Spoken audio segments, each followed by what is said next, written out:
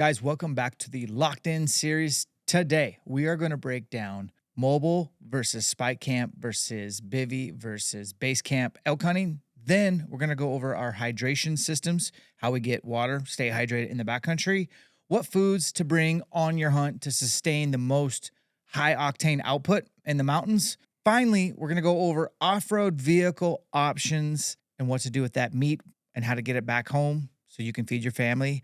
Let's go. Hey guys, we love elk hunting. It's so hard. Most miles ever, definitely a double-digit day. Separations in the preparation. A lot of bugles across the canyon today where I've been hunting. This is a channel dedicated to inspiring you to be the best version or aspire to be the best version, the best hunter, the best dad, the best firefighter captain, just the best dude that you can be. My sleep system is Go Fast Camper Rooftop. If I'm mobile elk hunting from the truck, probably will spend majority of the nights there. Basically open it up in 5 seconds and put it away 5 seconds. Make all my food in the back of the truck. Get my backpack ready for the next day before I go to bed. That's a gospel. That's the rule. That's like the truth. And then if I am really tired, I'll just roll out a canvas cutter.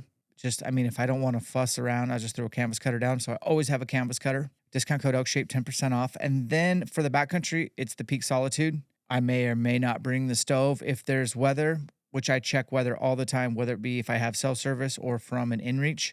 I always want a heads up if weather could be coming in. I'll pack in the stove, the Torrid, and that is my backcountry shelter. But that is our sleep systems. I would recommend being mobile, not setting up a base camp like my dad will this year. My dad will set up a wall tent. It'll take him 2 hours to set it up by himself. But he's almost 70 years old. He wants the same damn place to go back. Half of elk hunting for him is memories made at base camp. Seriously. And that's cool. I respect that. I just love that he's out. If that's you, do that. If you need a mobile elk hunt like us, maybe get a Go Fast system, or definitely start with a canvas cutter. They are really good in the weather as well. So let's talk about hydration systems.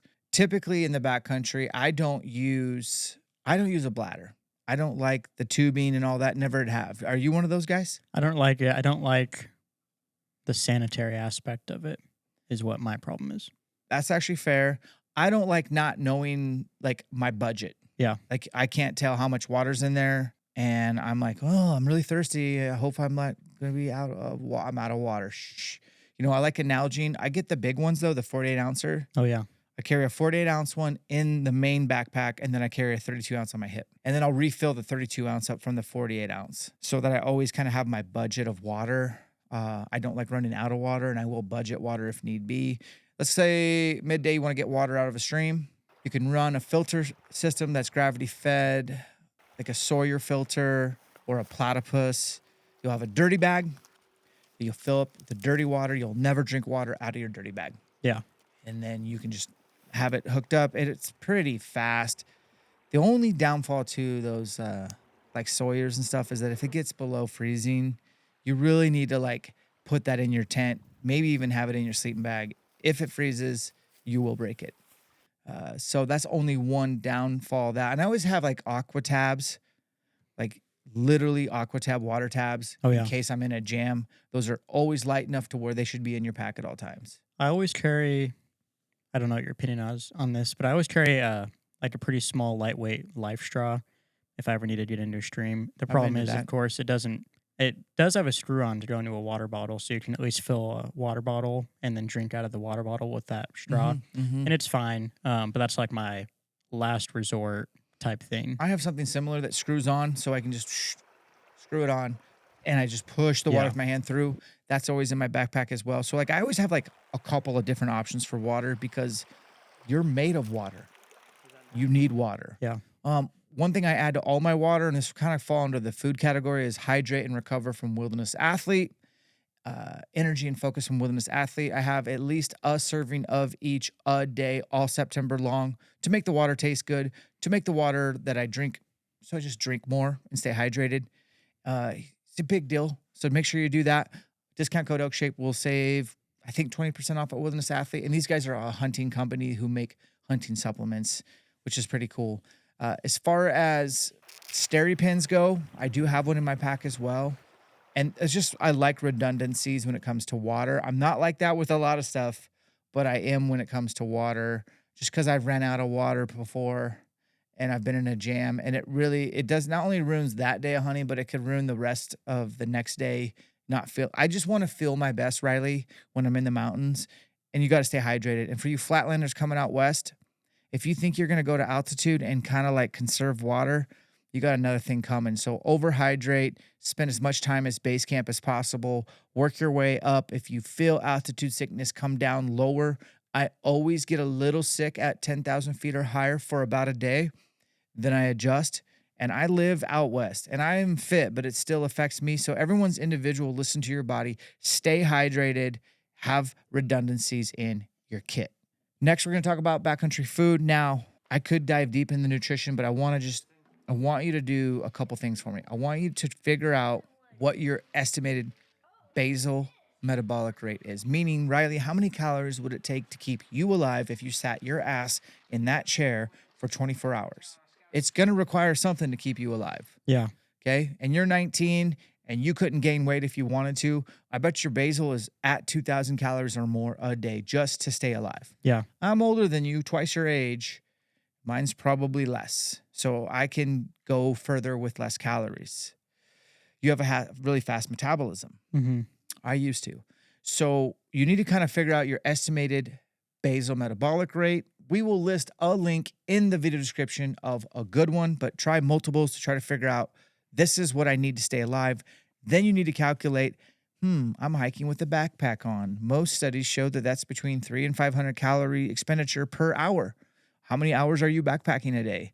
Bottom line is you cannot eat enough calories to sustain usually. So you're inevitably going to be at a deficit. How big of a deficit is how you pack your food. Find out which food agrees with you before season. The last thing I want is you to eat a freeze-dried meal that blows up your guts and you have 16 of those in your cooler ready to go and you're just going to be running out of toilet paper by the end of elk season. I want you to find food that agrees with you, that is tested and vetted. If you want to DIY freeze-dried or DIY dehydrate meals, I've done that in the past. It's a strong high five, double thumbs up if you can do that, if you have the time to do it. If not, find the stuff that tastes good and get a variety and vet them. I like Peaks, P-E-K. Have you tried the Peak, all the Peak stuff? I haven't had all of it. Their stuff is good. I just tried the Moose Ridge nutrition stuff. Their stuff's good. Stuff's They're pretty out of good. Wyoming. Their stuff's way less salty. Yeah, So that if is that's a something. concern, I need the salt, but I do like the salt. yeah, something. So just get a variety of freeze-dried meals. Make sure that you vet and test them. I pretty much eat freeze-dried every night. I will have a cooler full of good food, but that's mainly for making like sandwiches and stuff for middle of the day. Mm-hmm. And then I have like a food bag, 1 gallon with all the snacks and supplies. That 1 gallon has my instant coffees for On the Mountain from Black Rifle, my Hydrate Recover trail packs, and then all my protein bars and variety of snacks. And I would say majority of my calories still come from carbs. Probably 50% of my calories come from carbs when I'm hunting, 30 from protein and 20 from fat. That's the macronutrient ratio that I've found to be best for me. I would recommend figuring out what works best for you. I'm not a fat adapted type of athlete. I do well off carbohydrates when I'm doing strenuous hiking day in and day out. I typically get a Ziploc bag, and I'm gonna show you what I put inside of it, and I'll give you the stats. Hey, Luna, come here. I'm gonna give you the stats. So we'll start down here. I'll have an applesauce a day. And this is just kind of an assembly line. I'll have a fig bar. These are Nature Baked or Nature's Bakery fig bar. A Power Crunch bar. I'll have a That's It bar. Kirkland Fruit and Veggie. Scratch Energy Chews. Wilderness Athlete Pack Out Bar. Wilderness Athlete Pack Out Bite. Cliff Shot Block. Stretch Island Fruit Strip. Pro Bar. 2 servings of cashew clusters from Kirkland.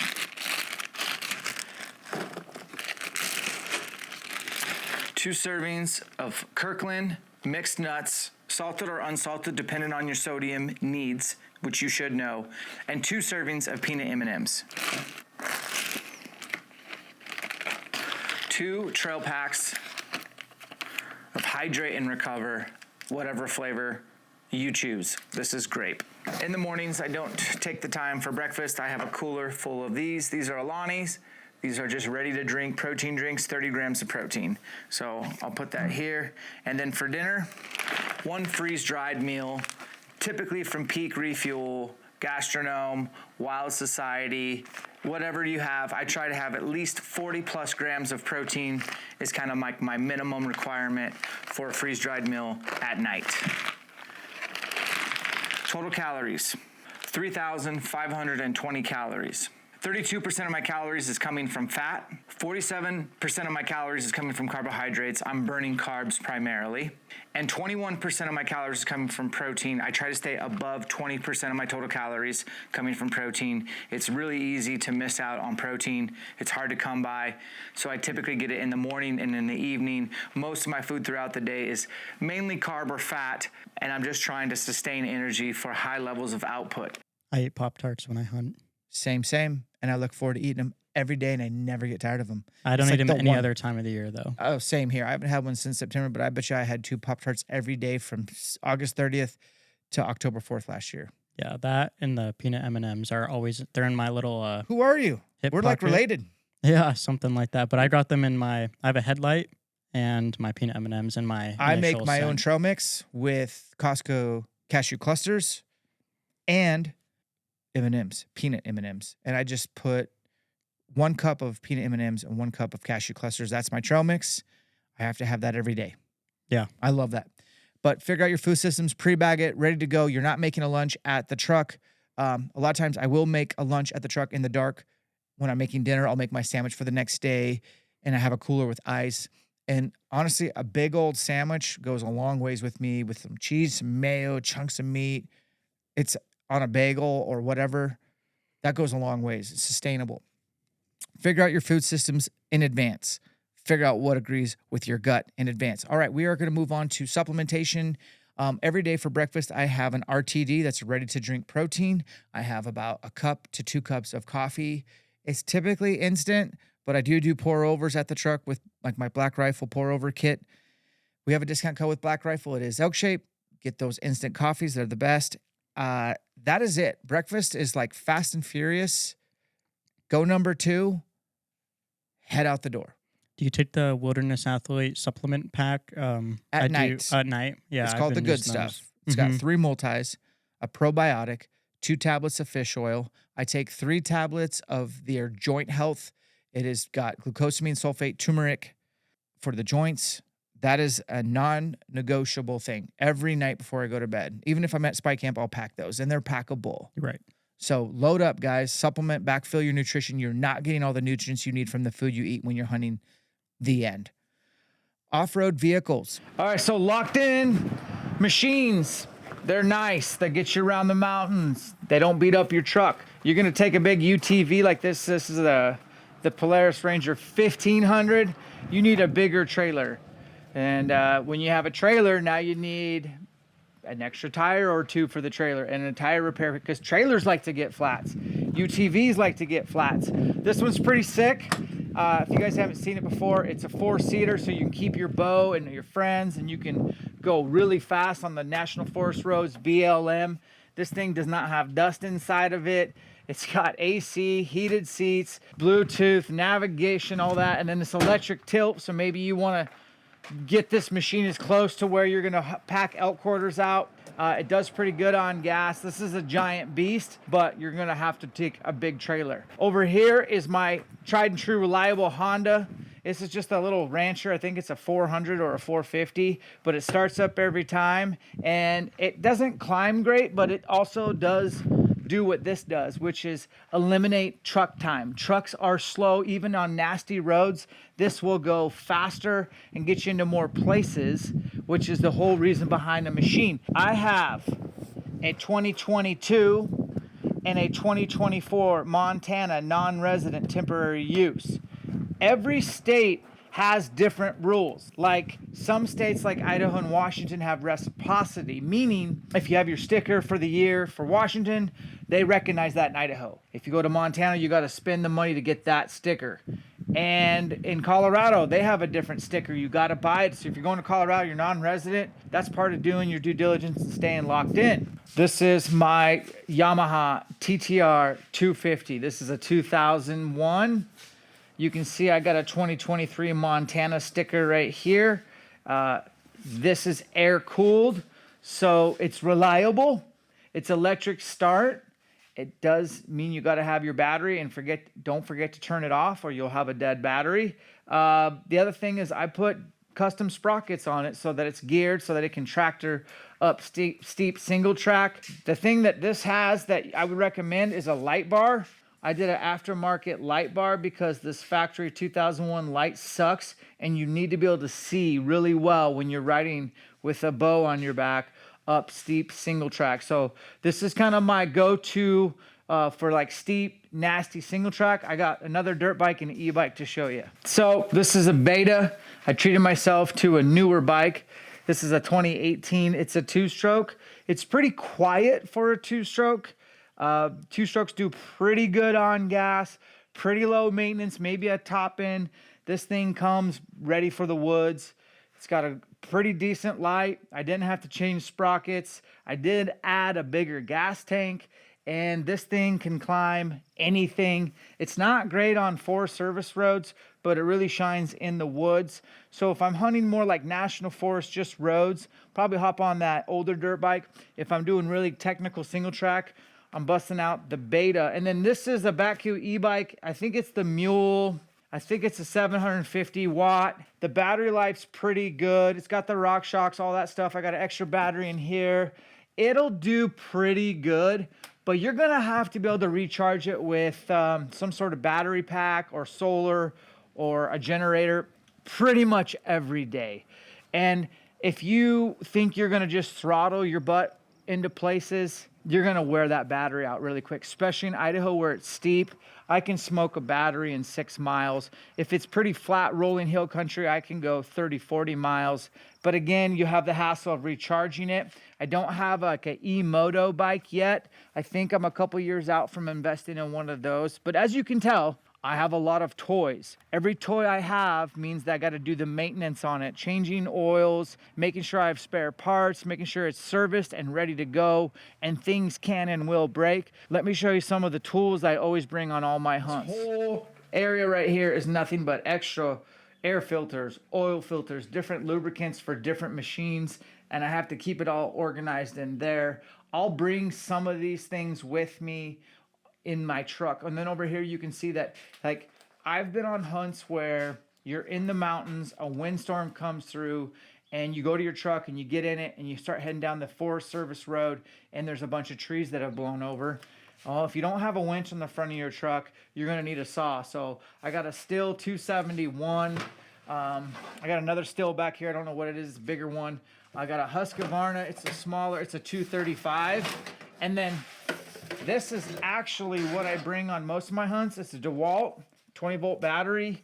I do need to put a brand new chain on it before the season. Chains are cheap, or sharpen them. But this thing is really slick. It weighs nothing. You keep it in there. And I have a couple other tools I'll show you that coincide with this. But this is the best money. I think I bought it on, I think I bought it on Amazon for maybe $100. But we like our chainsaws. Let me show you where I keep some of my tools in my truck. All right, guys, so here's a nice camper that fits the family, and it's lightweight, and it's easy to pull with a 1/2 ton, and I will never take it with me elk hunting. Here's why. I'd rather have a machine. I'd rather park my truck in a central location and then use and abuse one of these four-wheelers, dirt bikes, UTVs. So this is cool for camping, but I'd never take it when I'm hunting. I'm sleeping out of my truck or on a canvas cutter or a teepee in the backcountry. So over here, you guys have seen the Go Fast.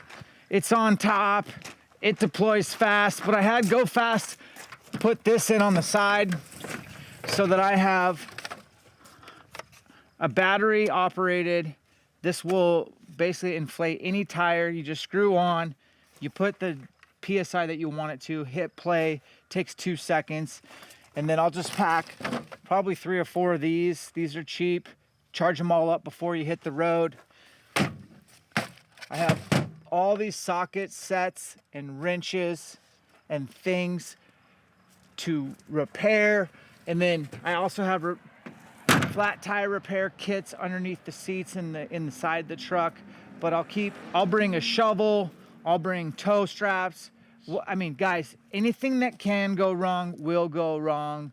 If you want to lock it in, you got to have your machines dialed and you got to have your tools dialed. UTV would be my first pick just because it's bougie. My second all around would be my Honda ATV. Motorcycle, dirt bike. We like our dirt bikes. We have people who think I have been written tickets for a dirt bike and I have not. Ever. Not even a warning. I like a dirt bike because it's faster than a four-wheeler or UTV. It can go places that they cannot. And there are a lot of places out west that are open to dirt bikes only. You got to figure out if the trails you're riding are open to dirt bikes. If they are, you should check out an e-moto bike or a regular motorbike. I like old school 2-strokes or 4-strokes, air-cooled, older, heavier, mess with the sprockets, get it gearing so it can tractor. Because the last thing you want to do is crash at 4:30 in the morning in the pitch black through a shitty headlamp on an old dirt bike. With your bow on your With back. your bow on your back, and then have to deadlift it, not wearing a helmet like I used to. Just, got to know how to ride. You got to practice. So I would upgrade your headlight. That's what I was trying to get. Like, get an LED light bar. We put one on ours. Makes a huge difference so you can see everything down. Have a repair kit in your truck of everything you need. Fixing tires, fixing chains, whatever size wrenches, sockets. If it can break, it will break. I've had to fix everything at camp. So I bring so many tools when I go elk hunting. You have to pack the tools. But if I had to pick between a 2-stroke and a 4-stroke, I have a Beta. It's awesome. It's fancy. It's electric start. It's the best climbing bike I've ever had.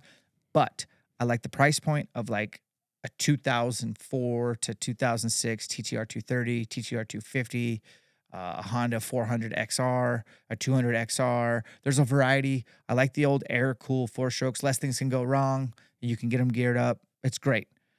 The last is the e-bikes, which, guys, I have an e-bike, and a lot of you do too as well. And some of you keep riding your e-bike where it says no motorized vehicles. E-bikes are considered in the eyes of the National Forest as motorized vehicle.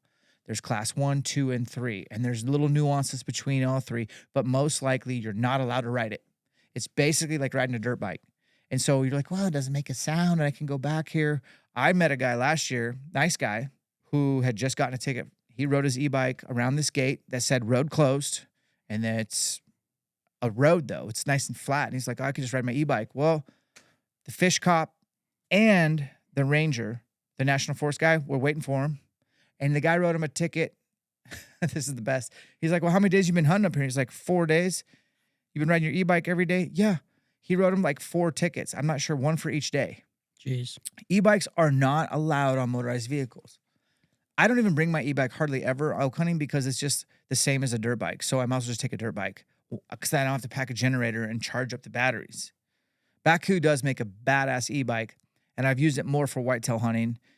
And I do like an e-bike for night bugling because you don't have to like turn anything off. You can just pedal assist, throttle, bugle. They are awesome. So maybe I'll take both this year, but it rarely gets used because it's not legal. So BLM has different rules and regulations, and it's up to you guys to figure out what's legal, what's not. But don't be that guy who's riding an e-bike around gates that are not allowed. Just because it's an e-bike, it's still considered a motorized vehicle. Class 1, Class 2, Class 3. Know the differences. Do your due diligence. Put your best foot forward. And finally, do we need to talk about the motorized vehicle use maps? I think you've covered check your roads. Okay. Finally, meat care, logistics. Bottom line is if you're flying somewhere, you're going to have to hire someone to take care of your meat and ship it back to you. Make sure you spend a little extra on shipping so that it's expedited so that you don't lose it. I've heard horror stories. I prefer to break down my own meat. That means age it for 14 days and butcher it all myself, cut and wrap. I know all the cuts. I know I did it. I know I'm getting all my meat. But getting your meat back home. All right, so I'm not sponsored by Yeti coolers, but I wouldn't be opposed to it, Yeti. But this is a Riddick. I bought it off Amazon. If you guys look inside here, this will hold half an elk.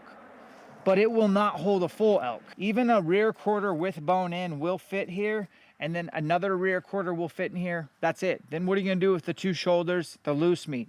You're kind of screwed that way. So you would need 2 of these. This is a 145 quart minimum. Like a Yeti 210 won't even hold an entire elk. So whatever you do, you're probably gonna need 2 of these at a minimum, but I got one other hack to show you. Up there is my wild meat gear locker. It's gonna be your DIY portable meat cooler. I've built meat coolers in the past at my cabin. I don't have one, so I utilize that. It's just over 1,200 bucks, but basically it is a giant insulated ground blind that sets up with like a wall-mounted air conditioning, 10,000 BTU minimum. Get yourself a cool bot, plug it in, override the air conditioner, bring it indoors. Like in here would be perfect. It's nice. It's got these huge metal racks that are aluminum and light, and you can literally hang all your meat for 14 days. So in between hunts, if I come home, I'll set that up and get my meat aging. But when I'm in the backcountry and I'm in a jam and I need to like get the meat out, this is another option. I don't even know if Baku, the e-bike company, makes these anymore, but there's others out there. But if you look, if you're in a jam, you could fill that 145 quart with 2 shoulders, and then you could put your loose meat and 2 hindquarters in here, and then put some dry ice or block ice in here, or even loose ice, and zip it up and hit the road. At least you know that your meat is going to be taken care of. So I always pack this with me. Baku made it. Pretty sure it's made in China, but I know there's other competitors out there, but like fishing companies make stuff like this. See if you can find a giant bag like this that's insulated to keep your meat cool for the drive home, especially if you don't want to take up the space with 2 giant coolers. Like two 145 quarts would fill up a lot of the back of most guys' trucks. So in my case, I bring one of these and a 145 quart. I have the meat locker. Lock in your meat care solutions. And same with my coolers. I always build a bridge to where when ice melts, that the water that creates a lake in the bottom of your cooler never touches my meat. I do not want water in meat. Some people will tell you to throw your meat in a creek or something. I'm the opposite. I don't want any water touching my meat. I want my meat to age, and I'm very particular on how it's cut. There are some good processors nearby your hunts. You need to make several phone calls, because I've noticed that a lot of wild game processors will eventually get so big that they'll turn down you guys, the hunter, because beef is so much more profitable and cleaner and easier for them to process. They're going to say yes to beef and no to wild game.